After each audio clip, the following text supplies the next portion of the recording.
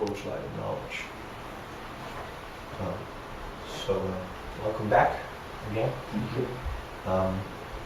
This is the mantra 11 from the Sri Upanishad. Only one who has the opportunity to learn the process of nescience and that of transcendental knowledge side by side can transcend the influence of repeated birth and death and enjoy the full blessings of deathlessness. So, this deathlessness, immortality, people think it's just some kind of a fairy tale, immortal life, how you can have immortal life. Forget it. This is for very weak-minded persons, for the sentimentalists, those who cannot cope with the reality of life. You are just this body, and after this body is finished, everything is finished. Zero. No more consciousness. This is actually a very popular theory. It is taught in schools and universities under the name of theory of evolution. This theory, it is a theory. It is not a science. Is it accepted as a fact? Generally speaking, people think that this is a fact. We have developed from matter, from material elements, somehow or other, by some accident, life came into being. And then from the lower species, the highest species developed. And now we have the man, the pinnacle of evolution. So the Vedic scriptures, actually, on this point, there is no disagreement. Yes, we have gone through evolution, through all of these different species of life. But we all have been there. The spirit soul, we have been there. We have been in the lower species, we have been in the animal species, we have been in the human species also. There are different grades of human beings also. There are the uncivilized, the aborigines, the cannibals. If you go to Africa, there are still tribes where people they kill their grandfather. See, in a civilized society, the grandfather is always respected. He has given me life. He's been given the life to my father, and so on and so on. So in some subhuman civilizations, when the grandfather is old and useless, they throw him off the roof. And he's killed. And then they eat him. They cook him and they eat him. You see? So there are different grades of human beings. Now we have the civilized form. Canada is understood as civilized society. There is the civilization. There is a system. It took so much energy to create this country, Canada. So many laws have to be accepted. So many loopholes have to be adjusted. And so on and so on. So this requires some intelligence. How to connect people together. See? A nation, a country. It's not simply that I gratify my senses. Oh, I'm hungry, so now I'm going to eat you. This is not very genuine. This is not a very genuine proposal. If we want to live all together in harmony, then we have to learn how to control the senses. Right? Everyone wants to gratify his senses. Everyone wants to be the leader. And who's going to serve? Who's going to serve? So there must be adjustment. There must be knowledge. There must be knowledge. Knowledge actually is leading everything. And the knowledge is coming ultimately from Krishna. See, someone might artificially pose as a leader. All these dictators, Hitler, Mussolini, Mao Zedong, and so on. But ultimately, there's a saying: you can cheat some people for some time. You can cheat all the people for some time, but you cannot cheat all the people for all the time. I'm not sure if I'm getting it right, but this is a saying Prabhupada many times mentions.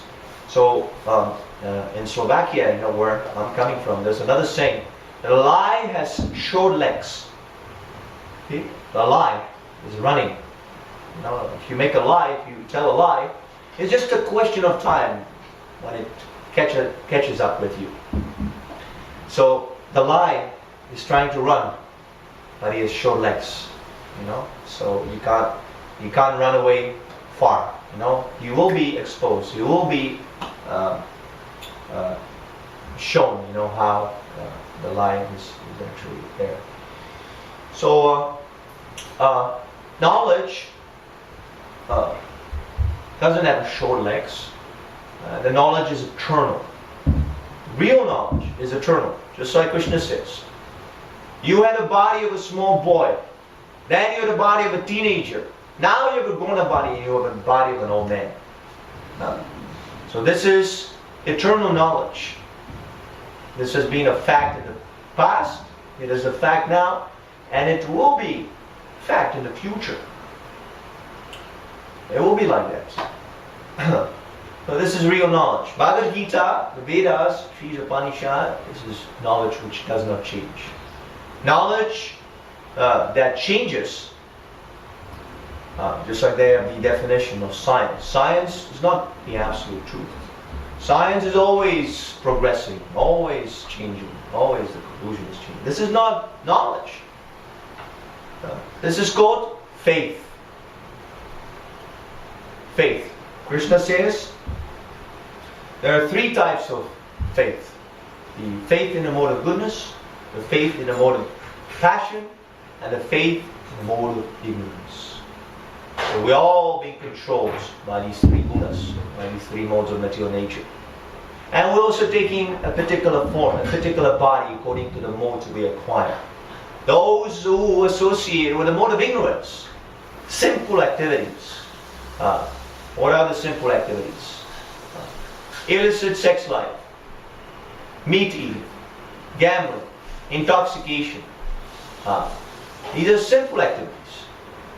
These activities, they will put me into a lower body. Lower body. Mode of ignorance.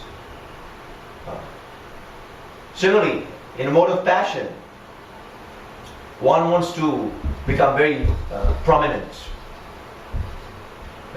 He's very creative. There's a lot of ideas how to become prominent in this world. To attract the opposite sex, the opposite gender. Mode of passion. And mode of goodness, acquiring knowledge, renunciation, austerity, and so on and so on. So our faith is not coming from the soul. It is the influence of our association. Just like if you come here in the association of devotees, not once in a while, every day if you come, and immediately you will see the effect. You become purified for all sinful activities. You will forget what is this ganja, what is this illicit sex life. Insignificant, just like Yamunadacharya. He says that since I have been tasting these different mellows of Krishna consciousness, in Krishna consciousness there are different mellows, or different rasas, different tastes of pleasure. You can derive in the service of Krishna different pleasures. Whenever I think of sex life with a beautiful Mataji, with a beautiful woman, at once my mouth turns in disgust, and I spite in the thought. He spits. This is not an exaggeration. It gives us a little hint. What is the real taste of Krishna consciousness?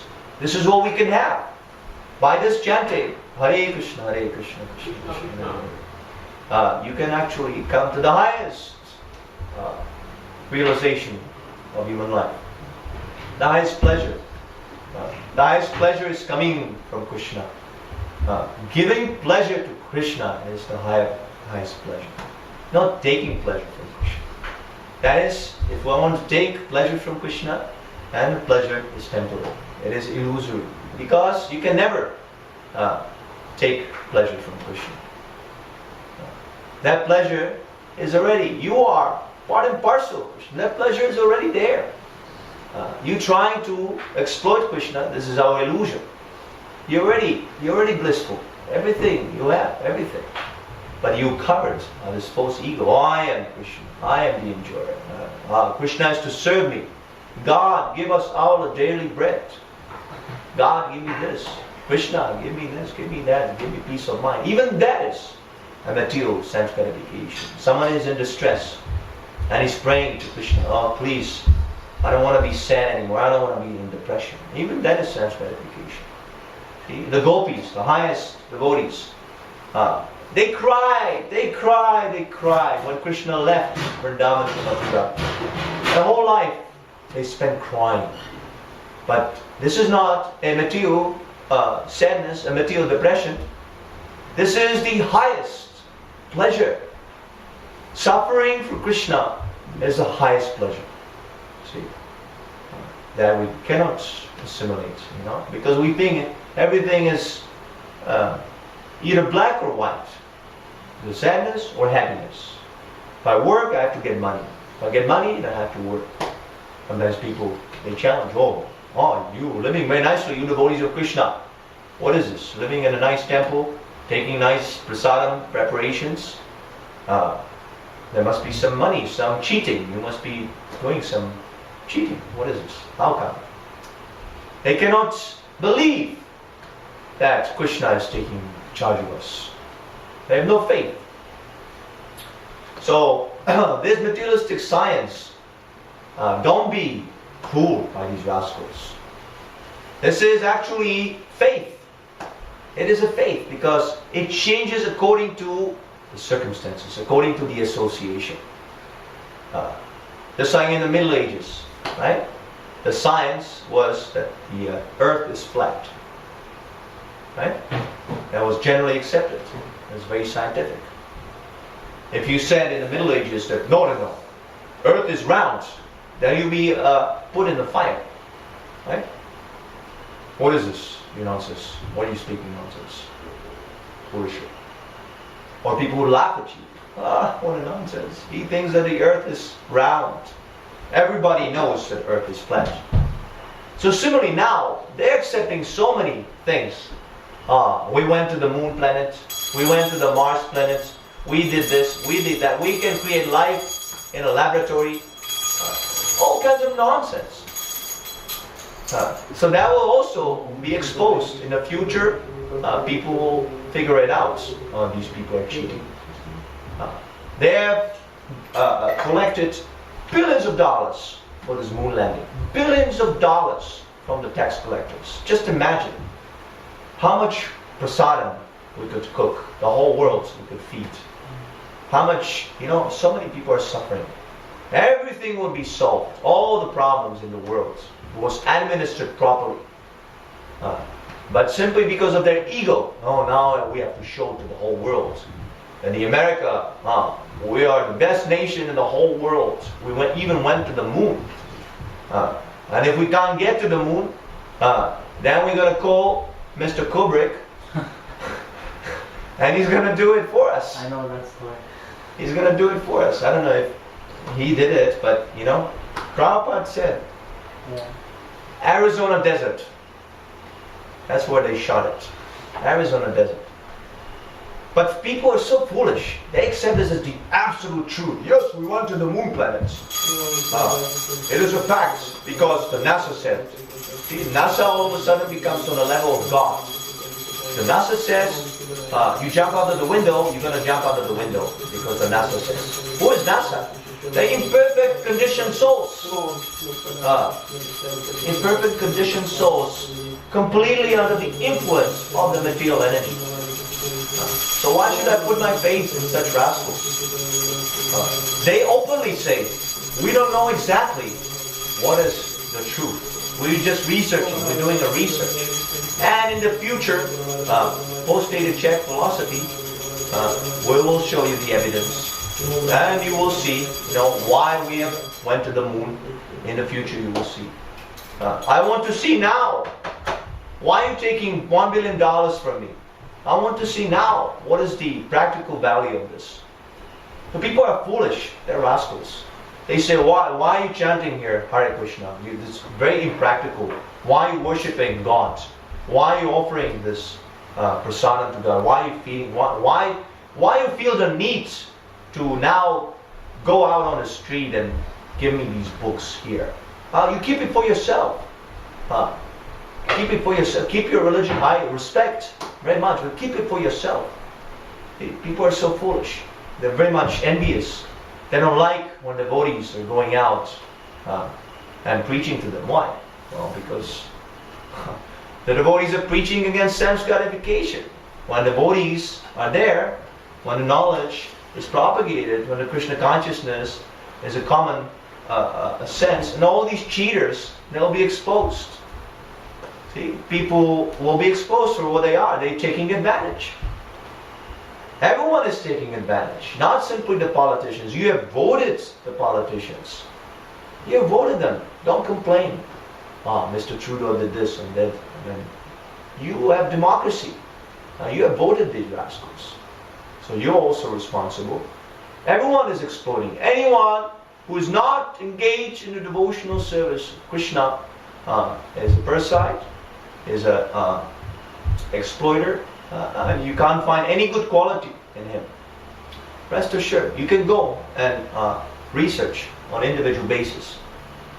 If he's not a devotee of Krishna and research his personal life, he must be sinful, he must be naradama, he must be maya aparta jnana, his knowledge is being stolen by illusion, and he must be a very evil person. Why? Because all he thinks is satisfaction of the senses. So the example has been given in the purport of Hiranyakashipu. It was a great demon, Hiranyakashipu. A great demon existed. That was a very, very, very long time ago. And this demon was very expert in Vedas, in yoga, in meditation. But because he was not a devotee, that knowledge became dangerous in his hands. The Prabhupada says, I was just reading, we should not think that, no, I'm a big devotee. Never we should think, I'm a big devotee. Always we should think, I'm a fool number one. Fool number one. Just like Lord Chaitanya. He says, my Guru Maharaj, he found me a great fool. That's why he has forbidden me to read the Vedanta. In the Vedic culture, all the big acharyas, they give a commentary, their tikas on the Vedanta Sutra. See, but Lord Chaitanya, he was an exception. He said, no, I don't study the Vedanta because I'm a fool. So my Guru Maharaj, he said, no, don't read the Vedanta. You simply chant this Hare Krishna Mahamantra. Hare Nam, Hare Nam, Hare Nam, Eva Kevalam, Kolo Naspieva, Naspieva, Katira Nyata. Brihad Naradya Purana, one of the Vedic scriptures, recommends this Hare Krishna Mahamantra as the only process of self-realization.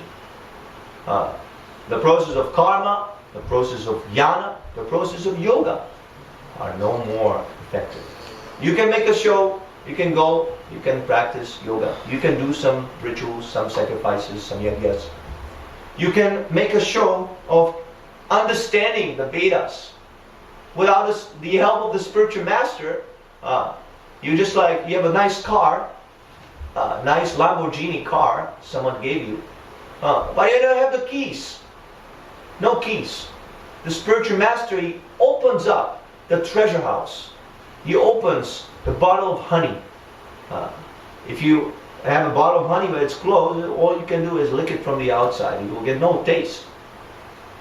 So Lord Chaitanya, he says like that, I'm a fool number one. He's showing us the example. Don't be over-intelligent. Don't be puffed up. Always remain a fool number one in front of your Guru Maharaj. your spiritual master. Always respect the spiritual master, even if he becomes very advanced, even on the level of the spiritual master. He always remains, that attitude is always there. This is a devotee. Devotee never thinks, that is his perfection. He never thinks, I am perfect. That is his perfection. And the rascal, fool number one, he thinks, I am perfect. Why should I learn from anyone? I don't need a spiritual master. I'm going to learn it myself. That's not so difficult. That is fool number one. And the spiritual master comes here from the spiritual world, and he gives his mercy without any discrimination. He gives to everyone. Srila Prabhupada's books are distributed widely for everyone. Anyone and everyone can become his disciple. In a minute, you can become a disciple of Srila Prabhupada. If you simply agree, yes, I surrender, yes. I wouldn't want to do it. We don't want to be puffed up. Oh, I'm very, very advanced. So that is the cause of fall down.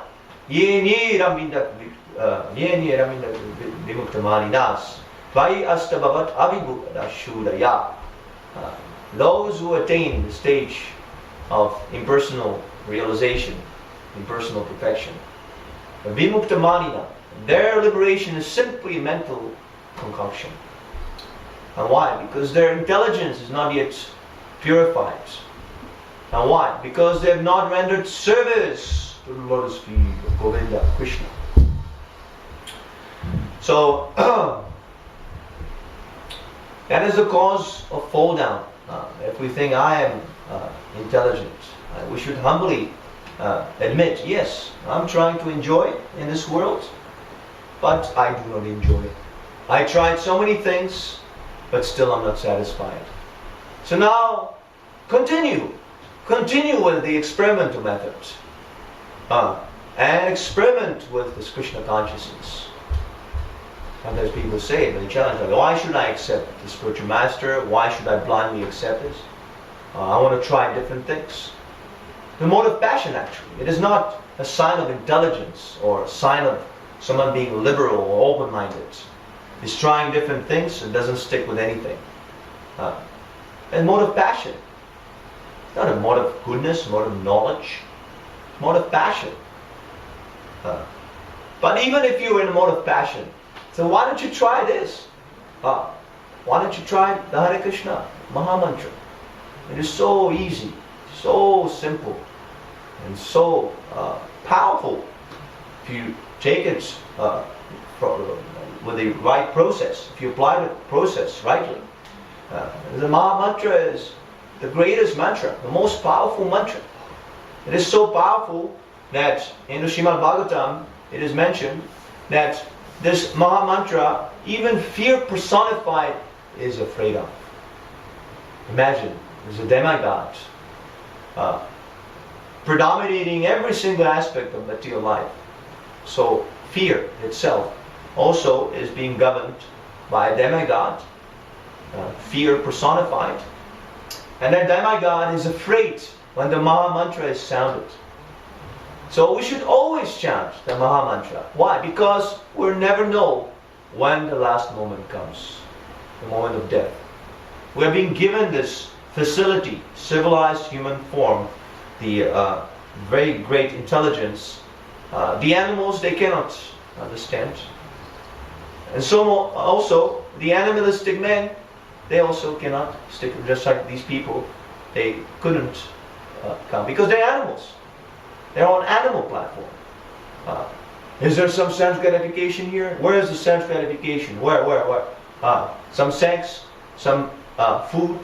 Even the food stuff is here. The most delicious prasadam. They cannot stay. Right? It's like a dog. So we should not degrade into that kind of mentality. We should fully utilize. Yes, I can think. At the time of death, it is very difficult to think. The bodily functions are so much disturbed. And the person, actually the soul, leaves the body out of excruciating pain. That is the cause of death. That is the cause why the soul leaves the body, excruciating pain in the body. Everything is topsy-turvy. And it's very difficult to fix the mind on Krishna at that time. But if you practice during this life, we should take it very seriously. We chant on the beats. Ramachandra can show you if you're interested. We also chant on the beats, more individual meditation. So this is so much beneficial because you're purifying your consciousness. Every day you can do a few rounds. And in this way you're preparing. Just like the people, they do bodybuilding, fitness. So, or athletes, they have some tournament, some race. So before the race takes place, they train. They don't just go right away race and win the Olympics. They have a long period of training, to make the body prepared. So in the same way, we should train the minds for the last moment of death. Hare Krishna, Krishna Krishna, Hare Hare, Hare Rama, Rama Rama, Hare Hare. Preach to your mind. All minds, don't go away from Krishna. Always think of Krishna. Always think of Radharani. Always think of how to get out of this material tabernacle, how to solve the real problem of death, old age, disease, and birth. Srila Bhaktisiddhanta Saraswati, he says, in the morning, beat the mind with a shoe, like that. And in the evening, beat the mind with a broomstick. Why? Because the mind is chanchala. Chanchala. Arjuna is complaining, Krishna, I cannot practice this yoga. Because the mind is so much chanchala, so much unsteady. It is more difficult to catch the mind than to catch the wind. Blowing wind, hurricane. If there's a hurricane, how difficult it is to catch the hurricane. But even more difficult is to catch the mind. So we have to become very serious, very strong. How do we become strong? By hearing from the strong. Abhay Charanarabindam, our spiritual master, his name is that name A.C. Bhaktivedanta. That A stands for Abhay. Abhay means fearless. Fearless. If I take shelter, the example in the Vedas is given. If I take hold of a tail of a dog, I'm drowning in an ocean of misery, and there's a dog swimming, and I catch his tail. That is not a very safe position. I'm going to become drowned with a dog. So a dog-like spiritual master is not a spiritual master.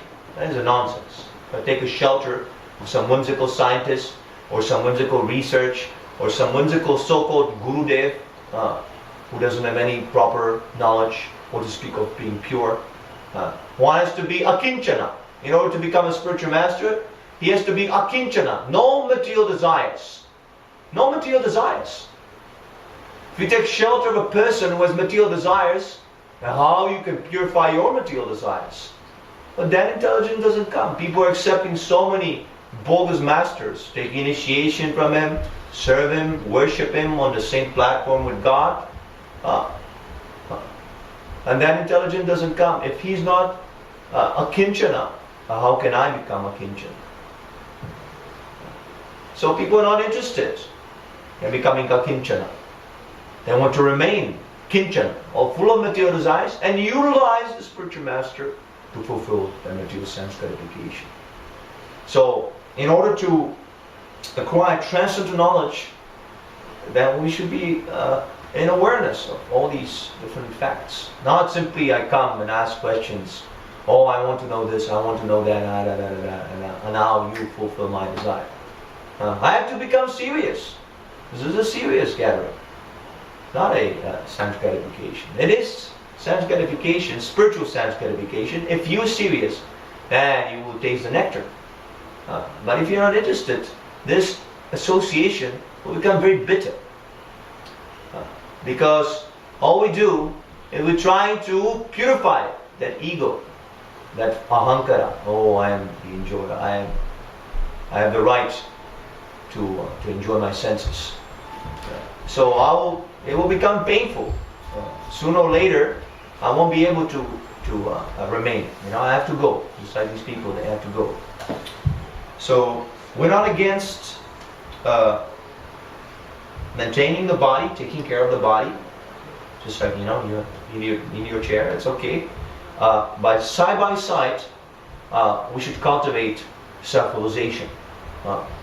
If we forget the essential part of human life, then that life is completely wasted. And that is what actually is going on.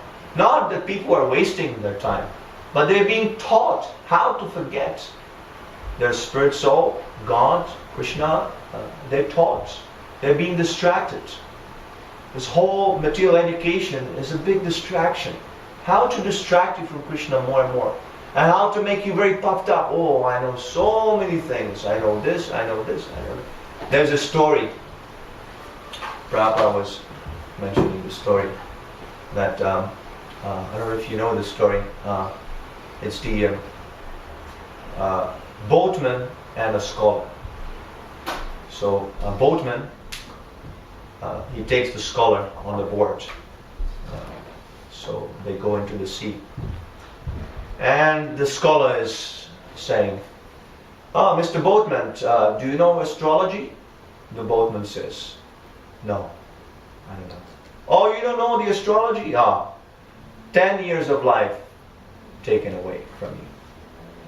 "Boatman, do you know chemistry?" The boatman says, "I don't know." Another 10 years finished from your life. Taken away, "Boatman, do you know the law and medicine?" "No, I do not know." 20 years finished, taken away from you. Now all of a sudden, a storm comes, a big storm. So the boat is going like that, like that, like that. Now, the boatman is asking the scholar, "Mr. Scholar, do you know how to swim?" Scholar says, "No, I don't know." All your life finished. Now all your life is finished. See, what is the use of the knowledge if the essential question, why do I have to die? And how to transcend all these material laws. If I do not know how to do this, then I simply create unnecessary engagement my whole life. And then, I'm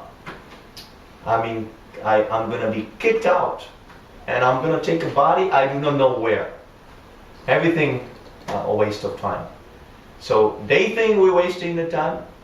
We're thinking they're wasting the time. Now you make a decision, who's right and who's not. So I'll stop here. Any questions on this particular purport discussion? No questions? Alright. Grantaraj Shri Upanishad ki jai, Srila Prabhupada ki jai. Namo Vishnu Parai Kripta Virtaya Bhutri Shmad Bhakti Vedanta Savani Navane Namaste Saraswati Devi Guravani Indrachari Nani Shri Shri Hari Prashad Vishnu. So it's 6:47. We can chat a little bit. What do you think? Yeah.